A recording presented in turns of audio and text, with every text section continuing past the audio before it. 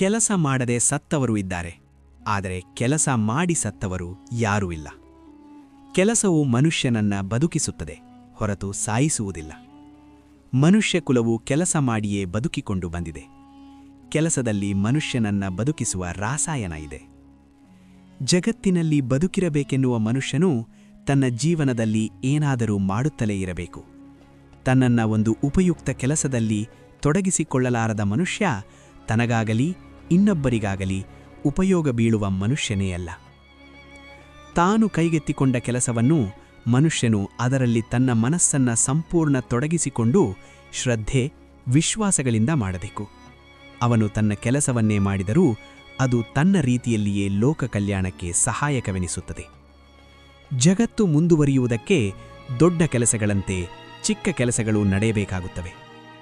ದೊಡ್ಡ ಕೆಲಸ ಕಾಣಿಸುತ್ತದೆ ಎಂದ ಮಾತ್ರಕ್ಕೆ ಚಿಕ್ಕ ಕೆಲಸದ ಮಹತ್ವ ಕಡಿಮೆಯಾದಿದೇನೂ ಅಲ್ಲ. ಒಂದು ಕಟ್ಟಡಕ್ಕೆ ದೊಡ್ಡ ಕಲ್ಲುಗಳ ಅವಶ್ಯಕತೆ ಇರುವಂತೆ ಸಣ್ಣ ಪುಟ್ಟ ಚೀಪು ಕಲ್ಲುಗಳ ಅವಶ್ಯಕತೆಯೂ ಇರುತ್ತದೆ. ಸೇನೆಗೆ ಸೇನಾಪಡೆ ಬೇಕೇ ಬೇಕು, ಆದರೆ ಸೈನಿಕರಿಲ್ಲದೆ ಯಾವ ಕಾಳಗದಲ್ಲಿಯೂ ಯಶಸ್ಸಿಲ್ಲ. ಮನುಷ್ಯ ಜೀವನದ ಸಂತೋಷವೆಲ್ಲವೂ ಮನುಷ್ಯನು ಮಾಡುವ ಕೆಲಸವನ್ನೇ ಅವಲಂಬಿಸಿದೆ.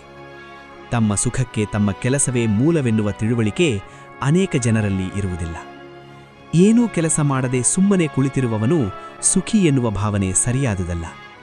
ಮನುಷ್ಯನು ತನ್ನನ್ನು ತಾನು ಸದಾಕಾಲ ಕೆಲಸದಲ್ಲಿ ತೊಡಗಿಸಿಕೊಂಡಿರಬೇಕು.